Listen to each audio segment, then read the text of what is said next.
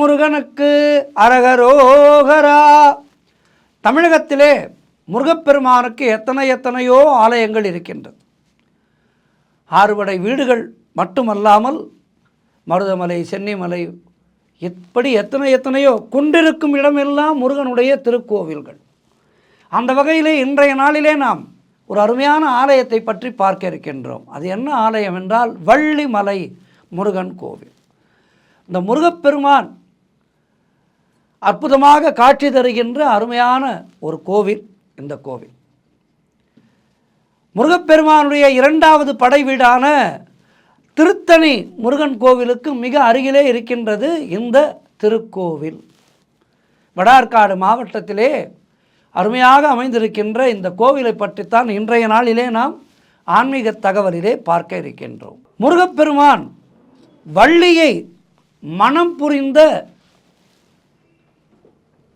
இடமாக இந்த தலம் கருதப்படுகின்றது. இந்த ஆலயத்தினுடைய ஸ்தல வரலாறு என்று பார்த்தோமானால் இந்த கோவிலுடைய வரலாறு மிக அற்புதமானது, ஆழமானது. வள்ளியினுடைய பிறப்பு மற்றும் திருமணத்தோடு நேரடியான தொடர்பு கொண்டது இந்த ஆலயம்.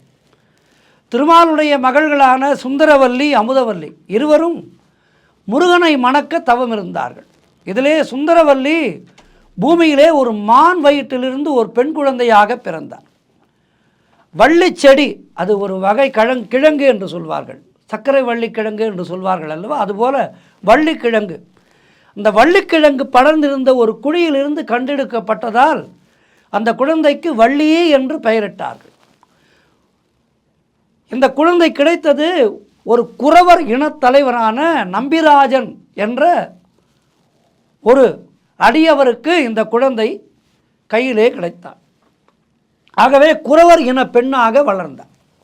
திணைப்பழமும் திணைப்புணத்தை காவல் காக்கும் பணியிலே ஈடுபட்டவள். அதாவது வளர்ந்து அந்த குறவர் இன மக்கள் பயிர் செய்து வைத்திருந்த அந்த திணைக்கிழங்கு என்று சொல்லப்படுகின்ற அந்த தோட்டத்துக்கு காவலாக இருக்கின்ற பணியில் ஈடுபட்டிருந்தாள் வள்ளி. முருகப்பெருமான் வேடனாக உருவெடுத்து வந்து வள்ளியோடு பேச்சு கொடுத்தார். இறைவனுடைய திருவிளையாடல்கள் என்பது ஏதோ நம்முடைய மனித சமுதாயத்திலே நாம் செய்கின்ற விளையாடல் போன்று அல்ல. ஆகவே பலர் என்ன ஒரு கருத்து வைத்திருக்கின்றார்கள் என்றால், முருகப்பெருமானுக்கு 2 பெண்டாட்டி அல்லவா,